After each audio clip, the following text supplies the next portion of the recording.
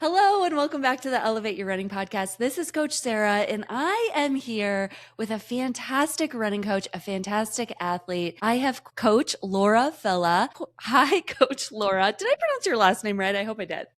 Yeah, Laura Filla, thank you so much for having me. Super flattered that you asked.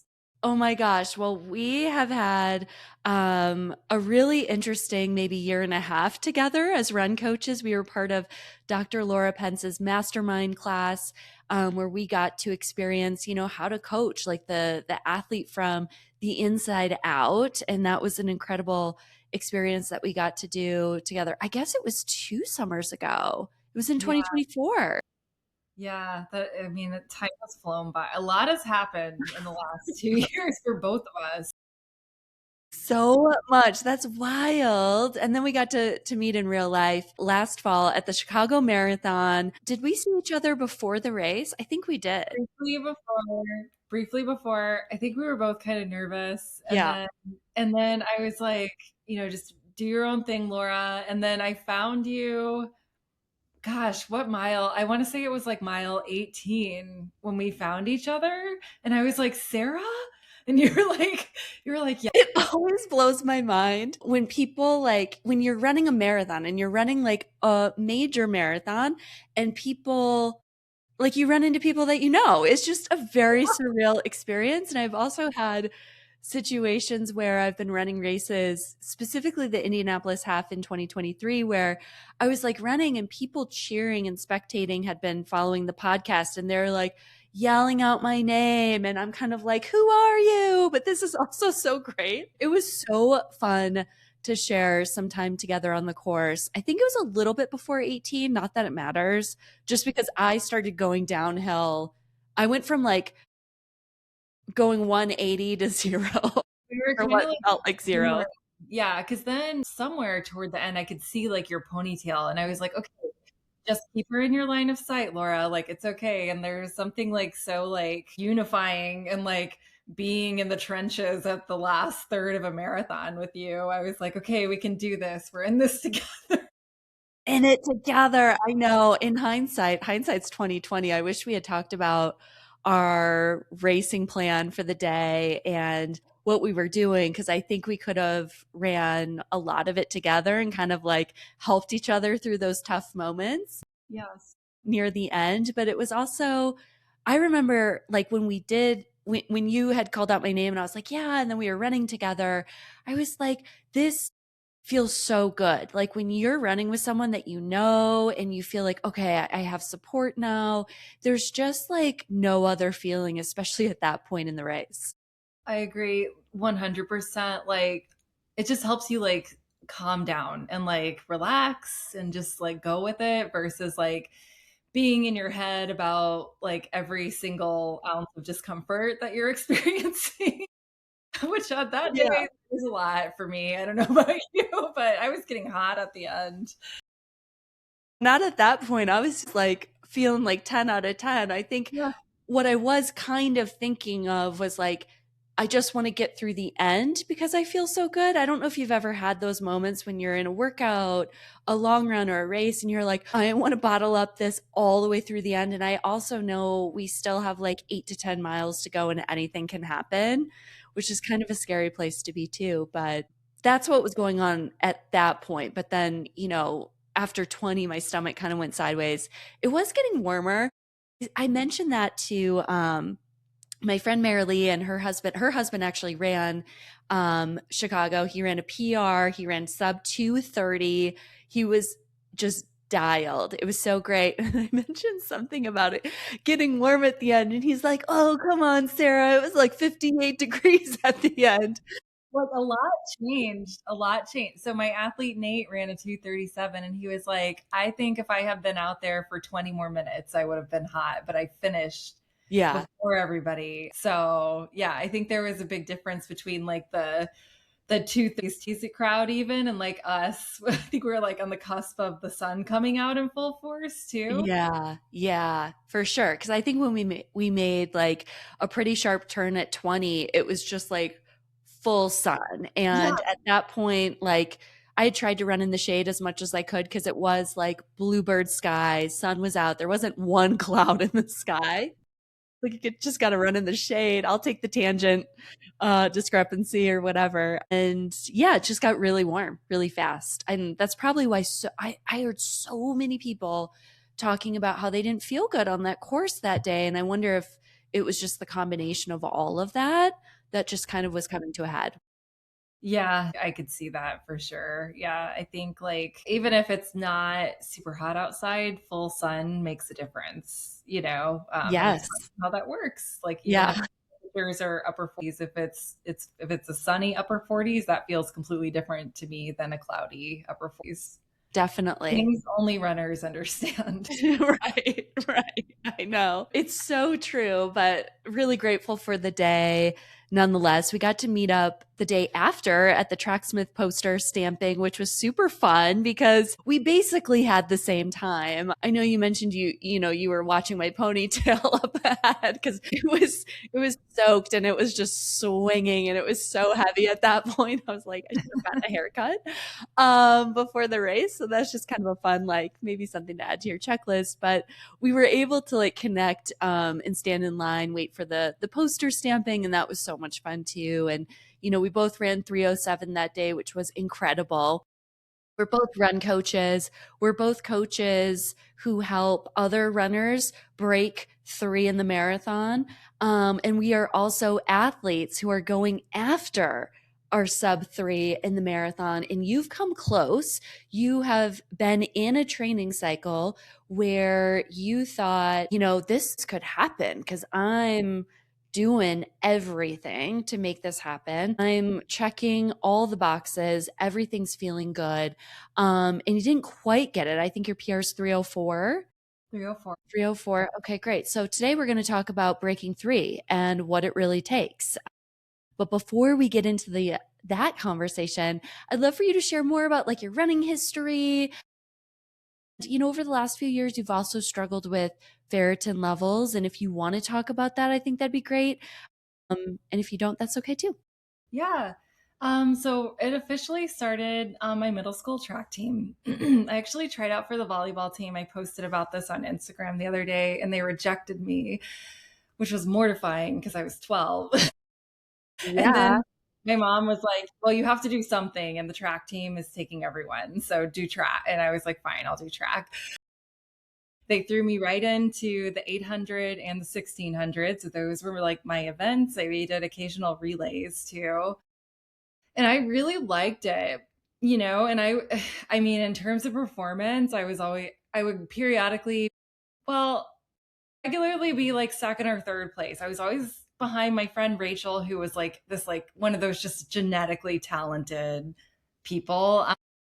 And so I would just focus on holding on to her at most of the meets. And, our training was delivered from our PE teachers who probably didn't know a ton about running. So we would just go out and run really hard 5 days a week. We'd do hills sometimes. Like it wasn't like what we know about training today, where, like looking back, I think about how much often I would just like cry because I was frustrated that I couldn't go faster. But it makes so much sense now looking back as a coach, because there was like no variety in like our training paces, and my nutrition in middle school was not great. Like I probably wasn't eating enough to like support a higher level of performance. So anyway, so fast forward, I didn't run in high school or college. I picked it back up in 2016 as a new mom, though. So it was always something where like I would just go out for jogs, occasionally, and I enjoyed it. And then I had my daughter, and I left this 7 year long career in high volume retail management, and I was like, who am I? It was a little bit of an identity crisis for me. Yeah. And then I ended up getting a gym membership, and I found myself on a treadmill working through a C2 5K program. And I was like, I really love this. Like, why did I ever stop? And then things escalated really quickly from there. So my first marathon was in Chicago. Actually, I ran a 3:54. for charity in 2018. And then my current PR in the marathon is 3:04, which I ran in 2022.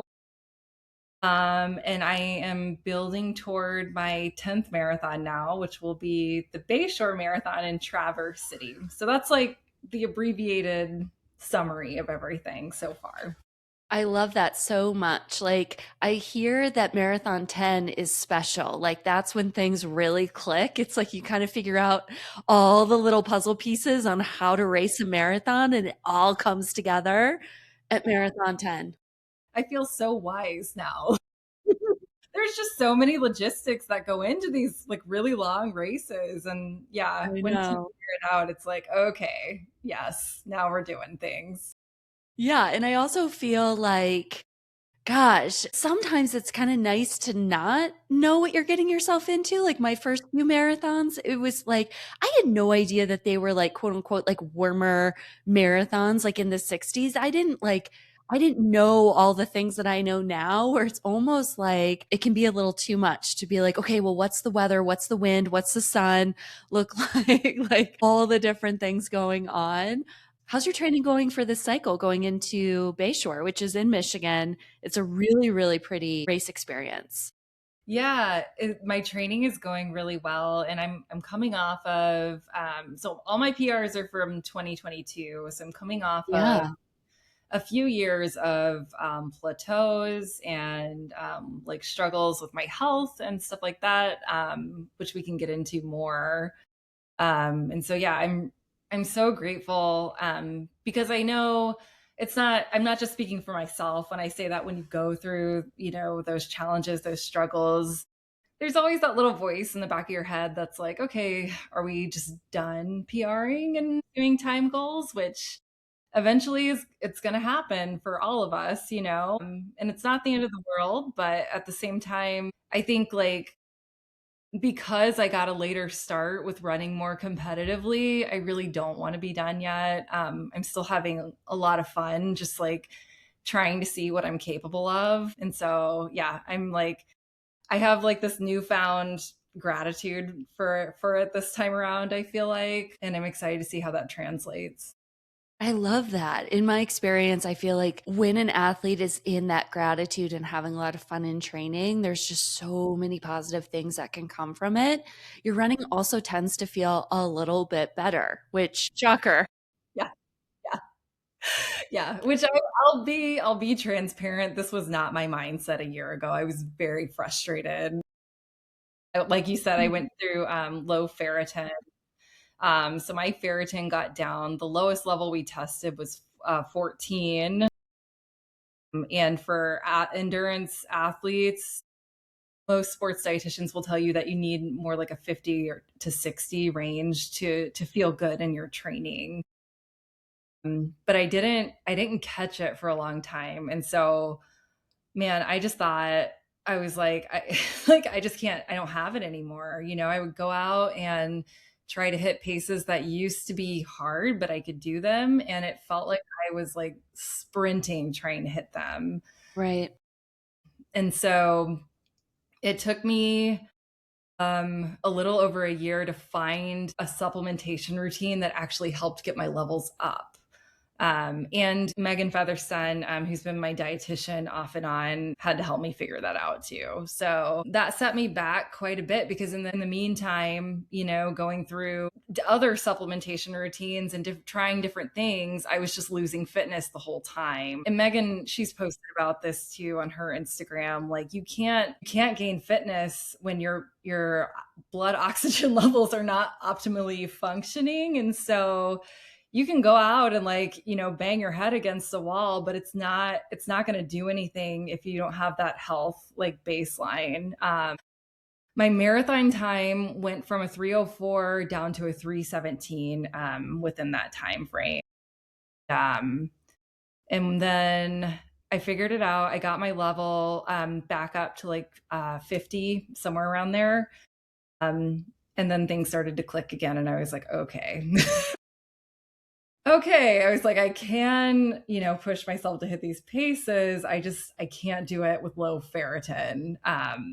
And I could go on and on about it, but It's really eye-opening because I think a lot of women endurance athletes in particular struggle with this and Mhm. aren't catching it because they assume that the fatigue is part of the process of training. Right. And so as a coach, you'll hear me reminding people to get their labs done as at least twice a year now. Yeah, I think it's a great reminder for all of us to do that and see what's working, what's not working, and also understand as an athlete, like, what are kind of those red flags in training? What's normal, what's not normal, when it comes to not just our body and how we're feeling physically? Like, are there niggles popping up? Are there other things coming around?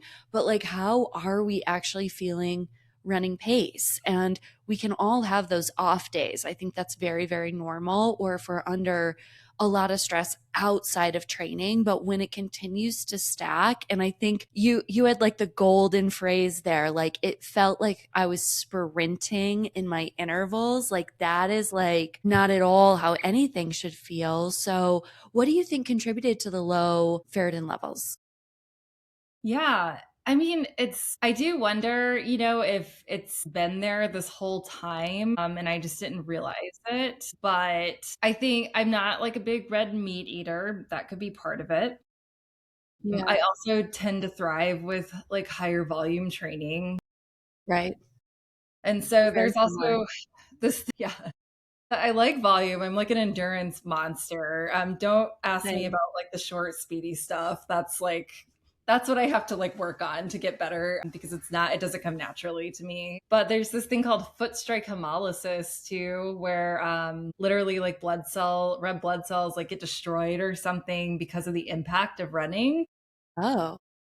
which makes it more common for like runners to become iron deficient. I think also just like the total loss of like all the sweat that you're losing and everything can contribute as well. And Mm-hmm. then endurance athletes just need more of everything, nutritionally. And so maybe, not eating red meat could be contributing or being like a menstruating person. I think there are a lot of things that go into that. Yeah, so your solution was supplements that was like that's been overseen by a registered dietitian, which is very, very smart. Like anytime there's iron or ferritin issues or setbacks that need to be corrected, it's like always advised that registered dietitians come into the picture and become part of the team to make sure everything is flowing essentially the way that you want it to. How, with breaking 3 in the marathon, or, finding that like that time maybe in the marathon that you're going after, maybe it's sub 3:10, or, I had an athlete I was coaching for Boston a few years ago, and she's like, when I run sub 3:30, I'm done. Like that is my number. And, I think for both of us, it's like breaking 3 is like, yeah, we want to do that. So it can be any other number. It could be breaking 4, right? And when you're going after big goals like that, there's going to be, I think, a series for 99% of runners who are going through that ebb and flow. It's not typically, a very linear process to get there. So when you were going through this, okay, I just ran a 3:04 and now my body's kind of shutting down. Things don't feel good. I'm losing fitness. And this is over the course of a few years. How did you stay in it? And like, what made you stay in it rather than just saying, like, okay, this isn't going to happen because this is so hard and it's already been a few years? Yeah. I mean, there were a lot of moments where I was like, why am I still in this? Yeah, I get it. And during that time, like other things happened. My dad passed away about 2 months after I PR'd my marathon, actually. And then, that in combination with my fear, I just like, I wasn't feeling good overall. And I think, Yeah. in hindsight, I could have pulled back a little bit. I think one thing that I want my athletes to know is that like I'm human too. And I do tend to default to like, I'm just going to like, put my head down and keep going. And that's not always like the most healthy way to deal with our problems. But I didn't want to stop because I don't know. I've just always had this feeling like I'm not done yet either. Like that can't be it. And I think like that was kind of driving me to like keep going regardless. Yeah, definitely. How much do you feel like being a quote unquote like public figure or being a run coach and supporting other coaches on your team and supporting all the athletes, like how much of that do you think played a factor into kind of that like I'm going to keep going, I'm going to keep grinding mindset? Because I know I fall into that too. Yeah, I think yeah, this is man, there's like a lot that could go into this question. And I think being a coach, like you have to get to a place where you realize that like people are not looking to you to be perfect. And actually, like if you can embrace the fact that like you're going to fail sometimes, that is something that other people can see and like and embrace in their own journey, you know? Hmm. I don't think it was always like that when I started coaching. I think initially like I wanted to be the one who was like killing it so that people could feel inspired, you know, and there will be times when I'm killing it, but there are also going to be times when I shoot my shot and I miss. And like that's part of the beauty of like this process of trying to like find the next level and get more out of ourselves. And so um, there's pros and cons to like social media and like telling the world what our goals are for sure. But I think for me, it helps me feel more at ease with the possibility of failure. And it almost Yeah. becomes like an edge, you know? Yeah. How do you see that kind of forming now in your training cycle building to Bayshore? Like being like honest and open about the journey. Yeah, I think I'm excited because I feel like I have a lot of athletes who are have plateaued or like hitting these like roadblocks along the way. And Hmm. even if you look at like my splits a year ago, the progress is like it's tangible. You can like see the data. So I just hope that shows other people like when there are going to be periods where like me you're like questioning like why am I even doing this anymore, but like it is worth it to like keep going in some capacity. I'm not saying you have to like plow through like I did necessarily, but yeah, I think just like allowing yourself to like go through the ebbs and flows that you're inevitably going to go through versus like trying to fight it and be perfect every step of the way. Yeah, the flexibility is huge there and showing up authentically and showing up for you and knowing that you're doing more um is a really great place to be. More, but in the right capacity. So I want to go back to your first marathon, Okay. to 354. Yes. 354? Was it during that marathon or after that marathon that you were like, I'm going after sub 3, which is 651 pace per mile or 416 per kilometer for those Wow. that are wondering? Or when did that kind of like thought kind of creep into your mind? So the first marathon, I wanted to break 4. That was like I just had no idea, because I was Yeah. like, the cool thing about starting as an adult without like a college background is that you can really just meet yourself where you're at and like start there. And there's no college Laura to compare it to or anything. So, Yeah. I think I was really scared I wasn't going to finish because it was a marathon. You know? Well, you don't run over typically in your first build or in any build, you're not running over 20 miles. So you don't know what's on the other side of 20. I know that was like my thing for my first marathon was like, well, I know I can run 20, but I don't actually know if I can run 21 or 22, like, or Yeah. 26.2. I haven't done that yet. Like you don't have the data points yet, Right. And so Right. I did that and then I finished and I was like, wait, I think I could do that faster. And then I was like, what was I doing? After that, I trained and I think it was my second marathon. Man, that's crazy. A big jump because I decided to try to qualify for Boston with the second one. Nice. Yeah. And then I did. It was 2021. Yep, because I was training for my second and then I got pregnant, so I had to pull out of that one. And so 2021, I ran the St. Louis Marathon and I BQ'd by 1 minute. And I was like, that's not going to be enough of a buffer because usually you need a buffer. So then I started training again for Indy 2021.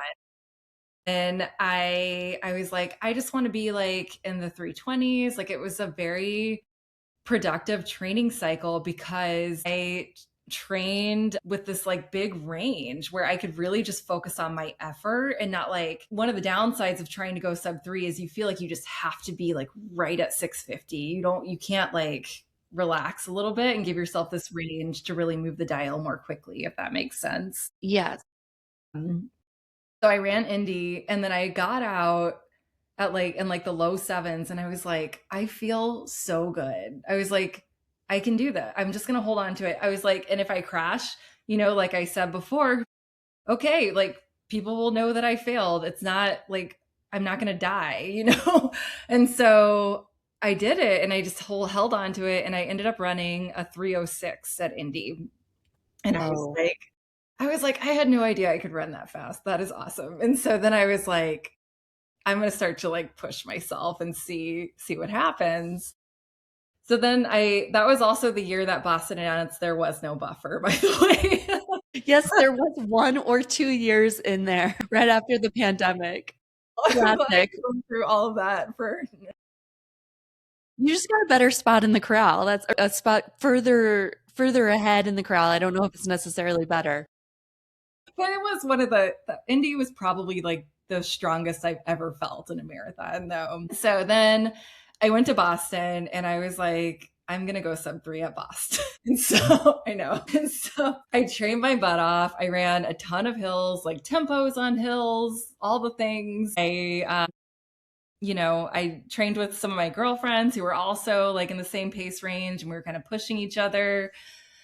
And then I ran Boston and I ran low 650s until mile 16 and I ran another 306. I PR'd by 10 seconds. But man, in comparison to my race at Indy, it was not pretty. I don't think I've ever crashed that hard at the end of a marathon. And so, I learned a lot that day. And part of me is like, man, I'm never going to run Boston again. But I think with a different approach, like you could run a similar time on that course and have a better day than I did. After that, I still wanted to go sub 3. So then I decided to run the Dallas Marathon later that year in 2022. I had another decent training cycle. I actually battled IT band syndrome after Boston, but I got through that. And then I ran a 304 in Dallas. And Dallas, it's a nice course. There are some hills, but it's like nothing compared to Boston. And so I felt really prepared for it. Um, and yeah, I was like right there. I was really happy with the 304. And then that's when that following January, my dad passed away, and then my ferritin dropped and Mm, started like all of the setbacks. And so the two I ran after, I ran a 315 in Houston and then a 317 in Chicago. So I kind of took a couple steps back. yeah. Yeah, and that kind of brought me to Chicago where I saw you and I ran a 307 back on like an upward trajectory. So It's wild. Thank you for sharing your history and your background of your races. I find that fascinating. I'm like, I want to hear the list. I want to hear the times. I want to hear the courses. Are you like leaning into the flat and fast? Are you leaning into like the slight hilly? Indy has a few hills on the back end or the back half of the race. It's really not that bad. I'm assuming Dallas has maybe a few more, but like Chicago is pretty flat. Bayshore has maybe like a hill at the very beginning and then it's flat. yeah. So it's interesting to me to kind of hear the progression of your marathons and your marathoning. One quick side note is if we had run together in Chicago for the whole, race, I think we could have we could have ran faster. Yeah. And I think we were on like 304, 305 pace until 20. Yeah. There's Yeah. there's that. We're like that close, you're close. Going getting breaking through that plateau and having that breakthrough. I want to lean into your 304 Yeah. marathon build going in to Dallas because Yeah. that's where, or, arguably, I guess we could talk about the Indianapolis at 306 because that was a huge breakthrough in your training. And what do you think changed in those two training cycles from previous training cycles? Because it was pre, life happening in 22 and 23 and 24, or maybe 23, 24, 25. So, what was it that you can kind of pinpoint to be like, oh, yeah, this was kind of the up level in these builds? Yeah. I mean, I think it's a combination of things, but I can say like I said before, I do thrive with like a little bit higher volume, not like 100 miles per week or anything, but like getting it up into like the 60s and 70s has helped me move the dial. And, I want to like add the asterisk that like also I have athletes who run like a third of the mileage that I run and run way faster than me too. So that's not necessarily like the answer to everyone's plateau. So that I worked with Megan. I have really dialed in my nutrition, not only during races, but how to feel like around my training cycles, how to like increase the carbs when I need to be increasing them, and then vice versa in seasons that aren't so intense. I think those two things. And then just like learning how to like train for the event too, which is tricky because it's like this gradual thing. Like you can't just dive into like 70-mile weeks and 8-mile stretches of marathon pace within your long run. You have to give yourself the time to like be able to do that. Like you almost have to like earn it over time. And I think that's really hard for a lot of people, is just like having that patience, especially the athletes who you can tell are talented and they're going to go really fast in the marathon, but it's almost like you have to like let them cook a little bit for a couple seasons Mm-hmm. before you do those things. And so I really leaned into nutrition, which I think is really huge. And then like training specificity, like if if the goal is to run a fast marathon, what workouts are we doing, at the appropriate time to like get that exact like stimulus without leaving your race in the training too, which I see a lot of athletes doing that too. Yeah, it's a really fine balancing act. I think specifically 4 or 5 weeks out, every athlete might be a little bit different. I'm always encouraging athletes in their long run to like really stay within the paces and not overrun it because I've had athletes race their marathon 4 weeks out in a 21-mile long run. They're like, it's the best I've ever felt. And I'm like, Yep. oh my gosh, this is so not like, I'm so happy to hear that. And, Yeah. Oh my you God. know, and I've Yeah. been there too. I've done that in my second Boston build. I kind of did that, shot myself in the foot about 6 weeks out. It's like such a fine line too. Yeah.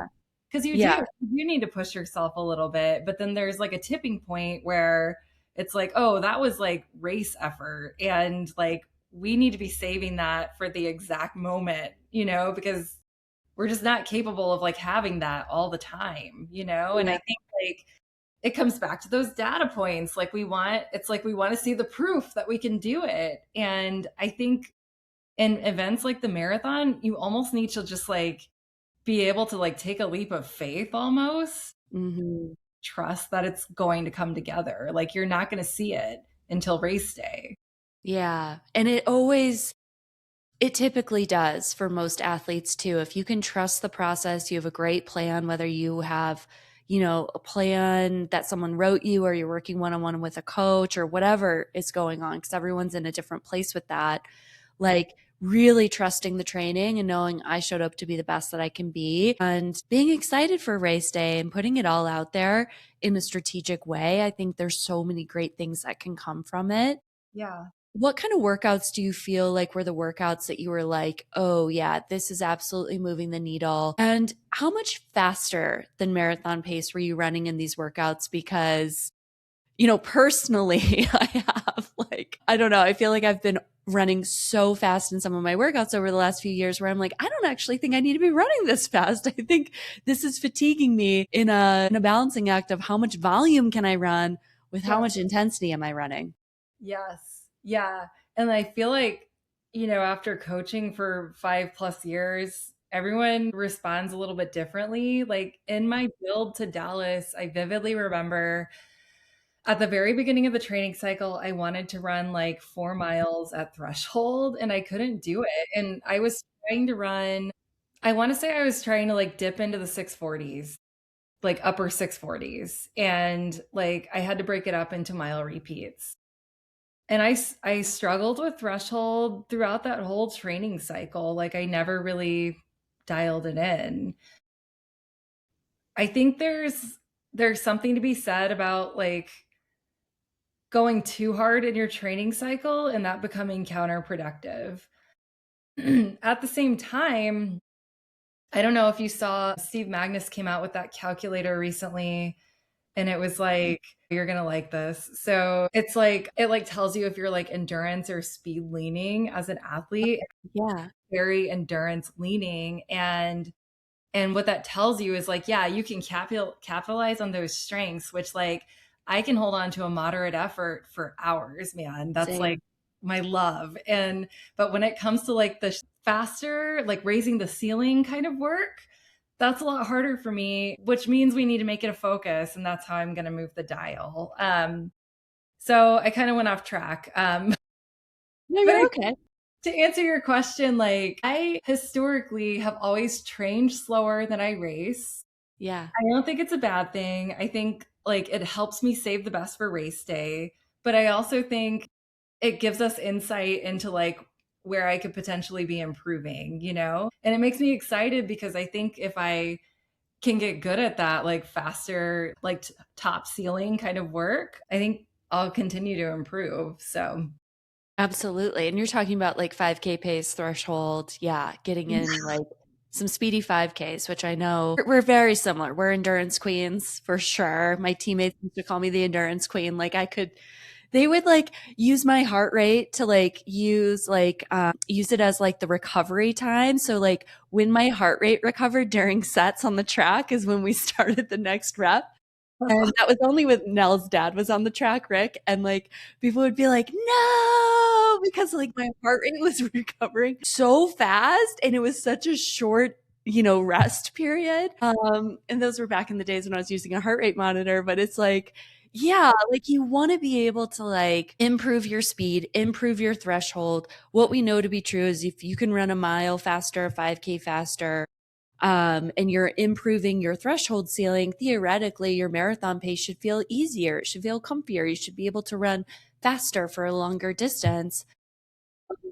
But, sometimes it's also kind of hard to nail that 5K race too, especially I have a lot of athletes right now running 5Ks at altitude, and it's just like, hey, we got to like, maybe it's like adjusting altitude to sea level and showing you that you can. It's just so much harder.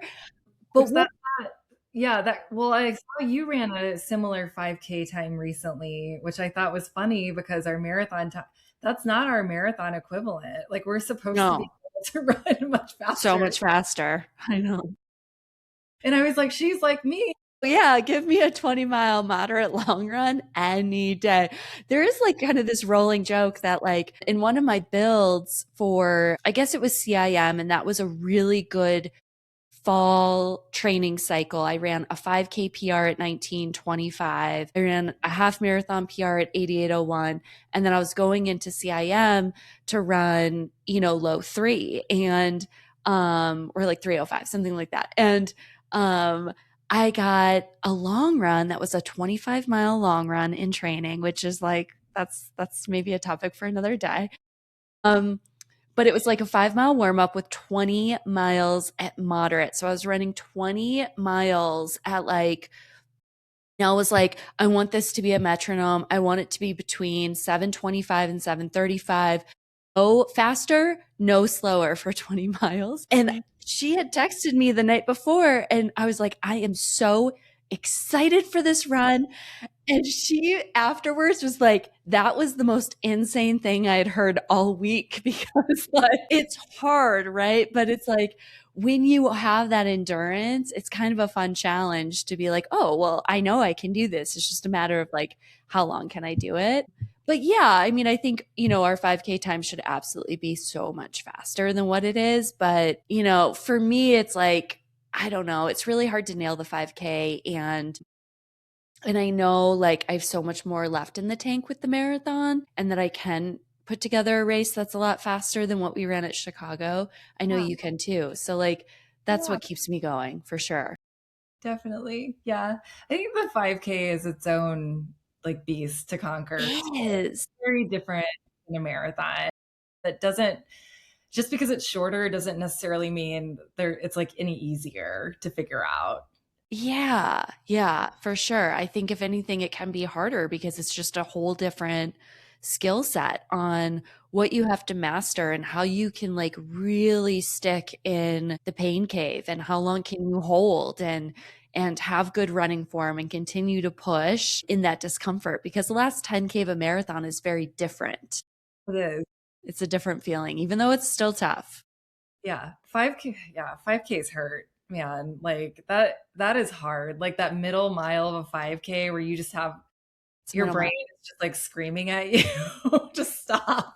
What am I doing? Different experience than finishing a marathon. I agree. I know. I think if we work together in a 5K though, like that's part of it too, right? If you can work together with someone who's pretty close to your fitness level, it makes it a Yeah. little bit easier, a little bit. We talked a little bit about volume and intensity. I think there's a lot of talk right now, not just on this podcast, but I've heard it quite a bit just kind of throughout other podcasts and articles that I've been reading about like, not everyone can run like this true 80-20 split. So I'd Yeah. love to just talk a little bit more about like volume versus intensity and like how do athletes know what's right for them as they're going after, breaking through in the marathon or as you were going through your training cycles for your 304 and your 306 marathon, like where kind of do you feel like that tipping point of I can run high mileage and then how much volume should I be running and at what pace should I be running? Because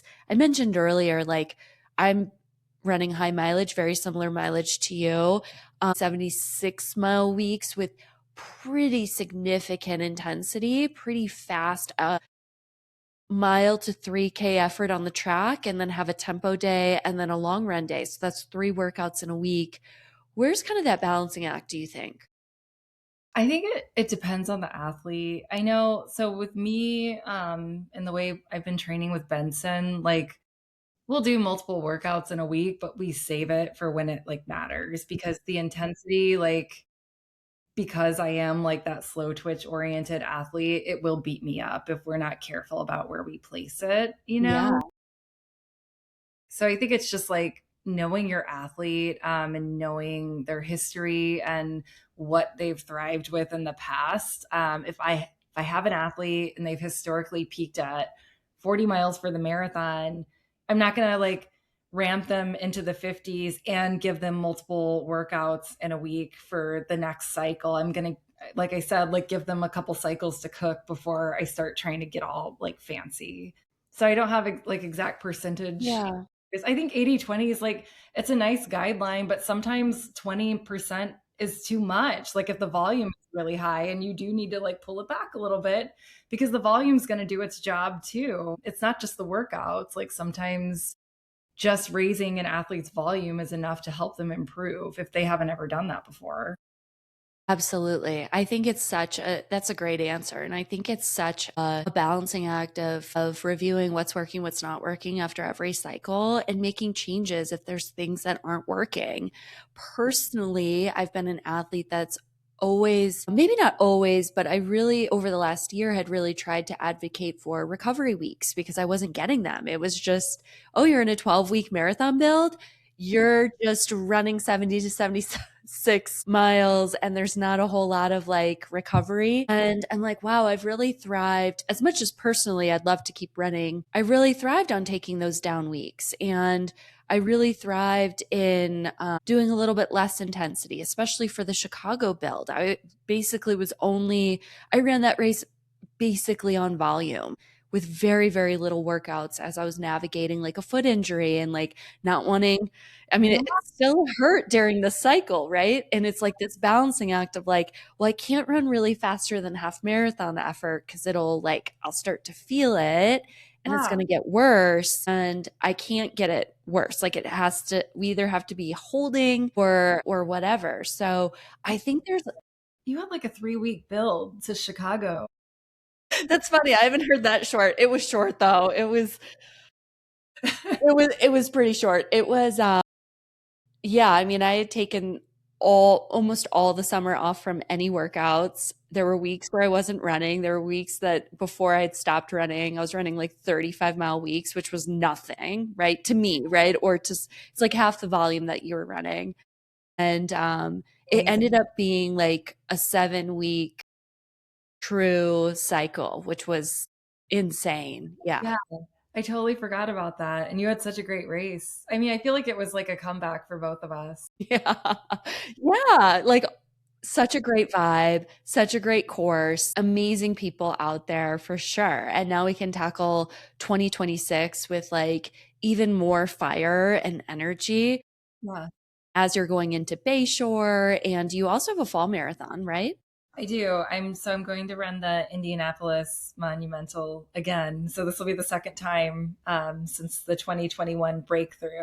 So I have a really positive association with this race. So I'm looking Yes. forward to it.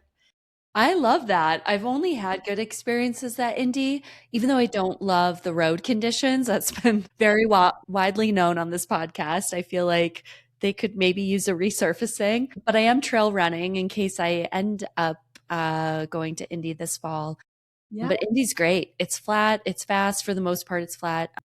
It's really well organized. It also has a great vibe. I think if anyone's looking to raise their potential, it's a really good course to do it at because it's not a major. You can still get a bib to go, and the start and finish is right there, which is huge. I think some of those logistics, let's talk about that. Like, do you think race day logistics matter when you're going after a big goal, like, breaking through a plateau or breaking three of like, oh, hey, I'm in Indianapolis. I'm walking out of my hotel. The start line is literally a block away. You're not getting on a bus for an hour and sitting in an athlete's village for another few hours before running. Like, how much do you think that impacts? I think it impacts us a lot. I mean, I think some of it can be controlled. Like we can stay calm, we don't have to let it get Yeah. the best. But also, yeah, I did feel like a little stressed starting Boston after the bus ride. And then you go to the village and the bathroom lines are long. And then you're worried about not being able to go to the bathroom. And then you have to walk like another mile to get to the start versus like Chicago or Indy where you're just like right there and it's fine. So, yeah, I think it impacts us. I think like, my coaching brain, wants to like find the solution and like work on like, like I said, staying calm despite like what's happening and not like letting it get the best of us psychologically. And also like, how can we plan ahead, bringing snacks, bringing one good tip for anyone listening is to bring your own toilet paper to these bigger races. So you don't have to worry about that. Yeah. Chicago, they were running out of toilet paper at the start. I don't know if you experienced that. No, but the lines were so long that I could only go to the bathroom once, which like I always have like Multiple. that second, like it's just that like nervous one more time, like yeah, yeah. And I could only, yeah, the lines were so long. It was so different than when I ran it in 22. So I was like down to the wire, and all the women in line were like passing this roll around of toilet paper. And I was like, never again. But yeah, to answer your question, I do think it has an impact. Races that start later in the day too, I think our energy levels are a little bit different going into Yeah, those. So it's just like yeah. things to consider. Yeah, I think if you're someone who really does love more of that path of least resistance, like try something with, a start and finish pretty close to each other. It's really easy to get around. You're not spending a lot of time at the expo. Things are chill. And that's one of the things that I really love about Indy and with Chicago. I almost have to like barricade myself in like the hotel room because there's so much going on before the race that like you don't want to expend that energy. If you're racing, if you're racing like an A day, A goal, like it's a really tough place to be if you're out and about the days before too. I wanted to ask you about fueling mistakes and like what kind of fueling mistakes you see or nutrition mistakes that you see with athletes who are maybe trying to go after that sub 3, but they like maybe miss the mark on their fueling, their nutrition, their hydration. What kind of things do you kind of see, or what things in your training have you kind of like up leveled to be like, oh yeah, this is absolutely moving the needle? Yeah. I think the number one thing that I see is athletes who have gotten away with not fueling for so long that they take a little bit longer to come around to the idea of, hey, I need to fuel if I'm going to be out there for 3 hours running. Yeah. And then when they do, it's like this gradual process of, okay, I'll take a couple, or, and like we start working towards fueling like truly adequately over time. I'm sorry, I don't know what's going on with my throat. You're okay. Anyway, and so it's like getting those, like, oftentimes there are like higher level athletes to like understand like how much better things will go if they have some fuel in them. That's like obstacle number one. I don't see that as much with the athletes who are like me, who have started from like a slower pace range. Hmm. From the beginning, I needed all the help I could get. And Yeah. so from there, we start to dial things in. The other mistake that I see frequently is waiting until race day to do it. Hmm. And then the gut training isn't there and your body like doesn't want to take in all of the fuel that you need. And there are different explanations as to why this happens too. I think there are some prevalent body image issues in our running community Totally. that contribute to people not wanting to fuel. And what I want athletes to understand is that when we are in the thick of these marathon builds and you're just like a furnace burning through energy, all of the fuel you're taking before, during, and after your run is actually helping you recover faster so that you can go a little harder in your next workout. And then you can get more out of the training. And so then you get to race day and you're like a weapon, waiting to be unleashed versus, kind of crashing out. And I think that could also contribute to like low ferritin in your body, like developing deficiencies because it doesn't have what it needs to have this energy expenditure. So yeah, I'm really passionate about it. I think there are also coaches out there that they're almost saying that fuel isn't like as important as some are saying on social media, and that the training is like number one. And I think, from my lens, it's a combination of the two. You need the program, the coach that's going to help you like believe in yourself to do the program, but your body also can't just like go on fumes, and if it can, it's not going to last for very long. Eventually something's going to happen, like a plateau or an injury, or something that we don't want to see. Absolutely.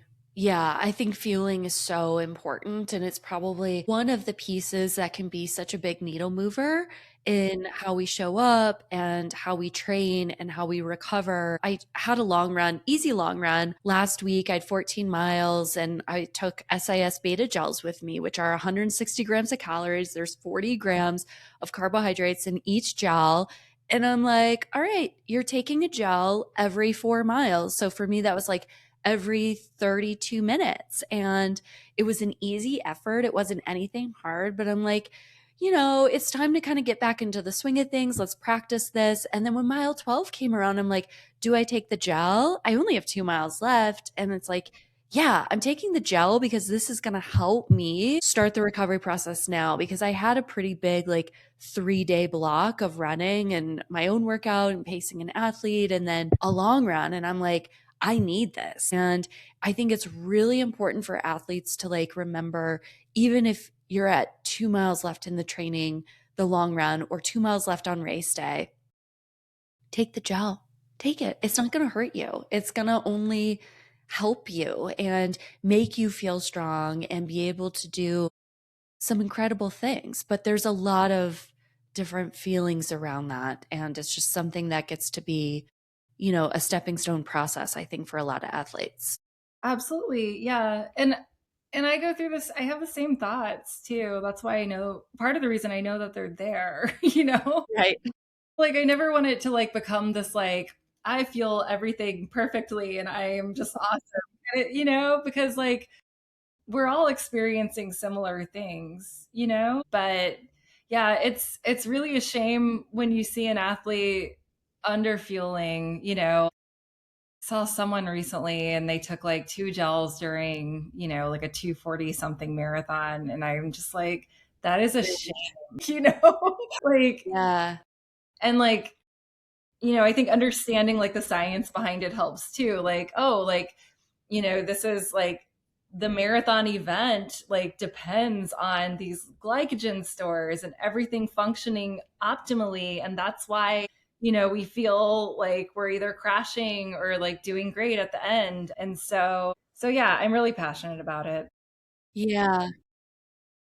It is kind of ironic because in this 3 week marathon build that I had for Chicago, I practiced gels, but I didn't practice a specific gel Okay. in my long run. And that's kind of what took me down in the last 10K is that I just had too much of this gel with electrolytes and maybe not enough water. Who knows? But it's always something to remember is like practicing your gels as best you can, simulating as best you can on how you're going to show up on race day. The kind of like, I think one of the really cool things about doing that every single week is that when you do get to the start line, whether you're breaking three or not, it can help you feel really confident about your plan and your execution because you've done the exact same thing every single week that has worked. And could something happen? Of course, but like there's a bit more, I think, of confidence that probably comes into the plan too when you practice something like that. Absolutely. Yeah, I think, yeah, that also the sodium component is part of this equation too. Like it's not Oh, just the carbs, which is a mistake I've made in the past during Boston actually.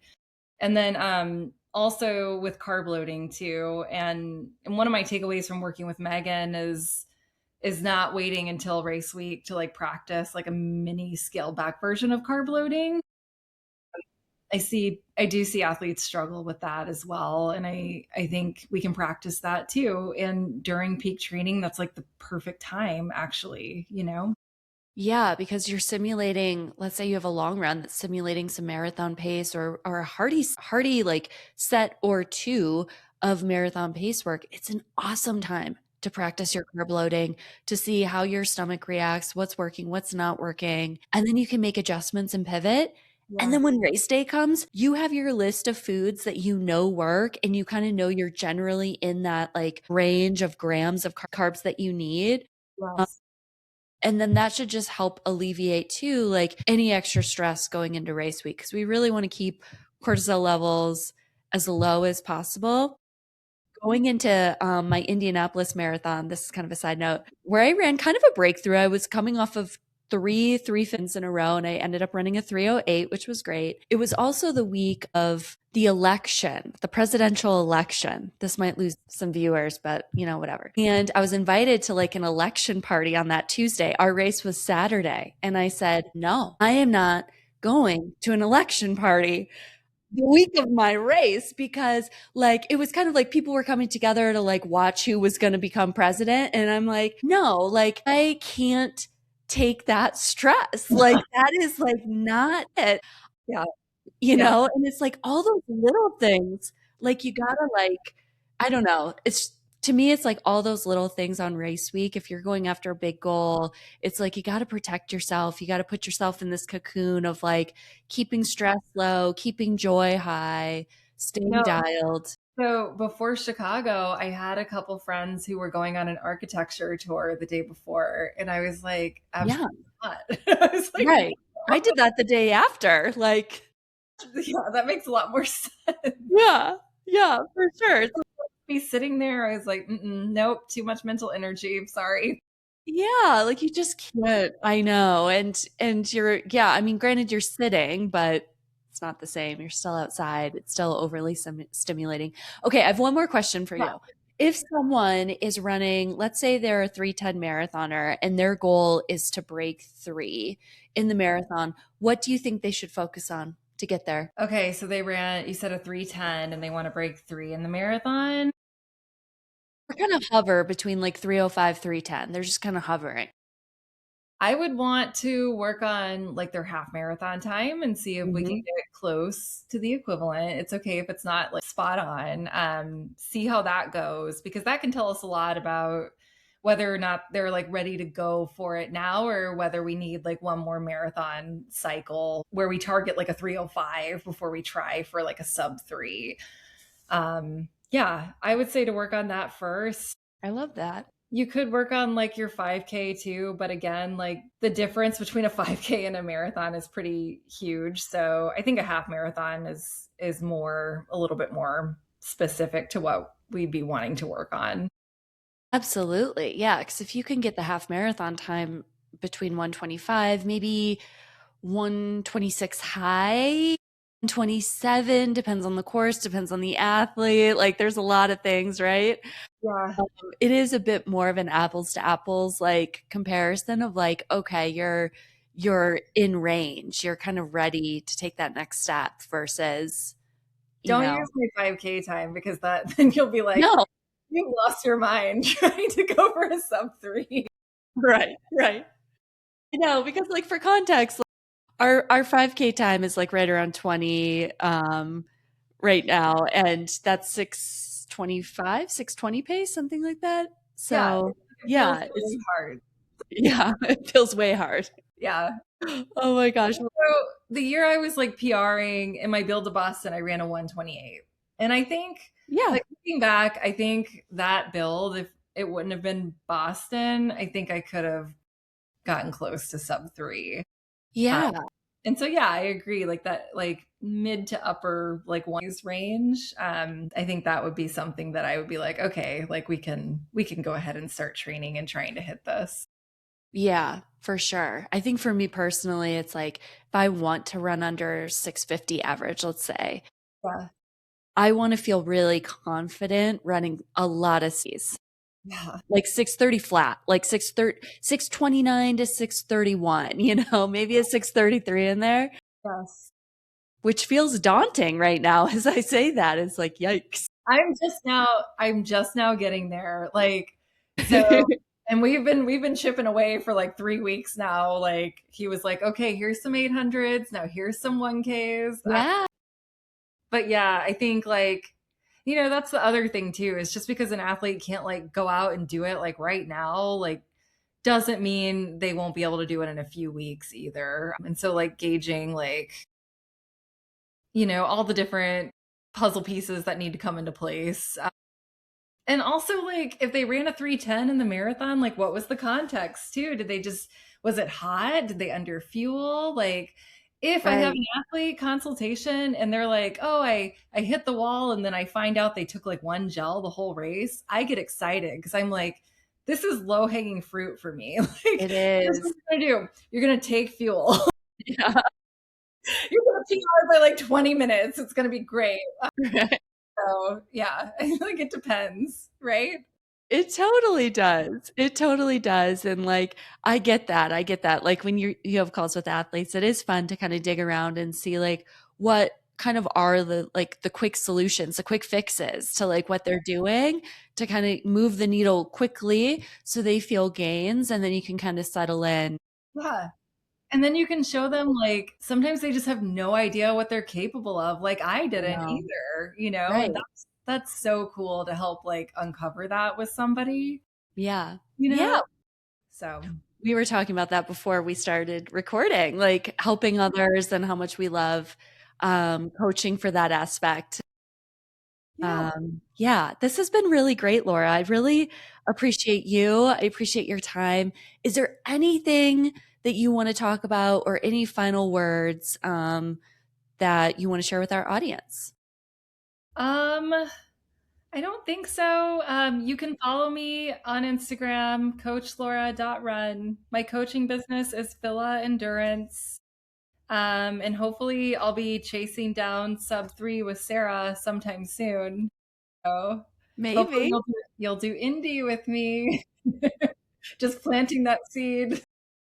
Right? I know. It definitely has me curious because I do have a marathon. I have a few marathon bibs for the fall. It's ridiculous. But the idea of being able to run with you, and I know of one or two other girls, women that are like going after sub 3 makes that very attractive Yes. rather than trying to run my best solo, if that makes sense, on something like, a different course a few weeks before then. So Think about it. we'll have to wait and see. I will say the training cycle definitely lands a little bit better because you start training a little bit later into summer. So you can kind of have some like summer fun, or for me, I'd be coming off of like my spring training. So maybe some time on trails and getting stronger on hills, all that stuff. Yeah. Yeah, definitely. That would be so amazing.